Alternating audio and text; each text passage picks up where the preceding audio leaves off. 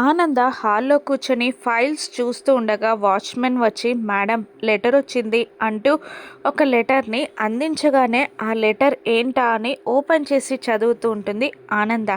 Hi Darshan, నేను సమీరా అని letter start అవుతుంది. లెటర్ అంతా చదివి నిన్ను కలవాలనుంది Darshan, I love you Darshan, ఈ నెంబర్కి కాల్ చేయి అని లెటర్ ఎండ్ అవుతుంది. దాంతో కోపంగా ఆ లెటర్ని పట్టుకొని పైకి లేచి మళ్ళీ దర్శన్కి దగ్గరవ్వాలని చూస్తున్నావా అని కోపంగా పిడికిలి బిగిస్తుంది ఆనంద.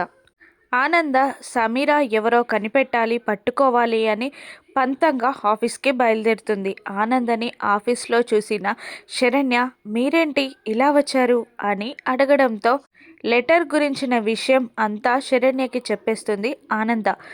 నెంబర్కి ఫోన్ చేయమని చెప్పింది. ఆ నెంబర్ని ట్రేస్ అవుట్ చేపిస్తే లొకేషన్ ఇక్కడే అని చూపించింది అని ఆనంద చెప్పగానే శరణ్య షాక్ అవుతుంది. ఇక తన మొబైల్ నుండి సమీరాకి ఫోన్ చేస్తూ మొబైల్ ఎక్కడ రింగ్ అవుతుందో అని ఆ ఆఫీస్ అంతా వెతుకుతూ వెళ్తూ ఉంటారు ఆనంద శరణ్య. ఇక అలా వెతుకుతున్న వాళ్ళకి ఒక క్యాబిన్ నుండి ఫోన్ రింగ్ సౌండ్ వినబడుతుంది.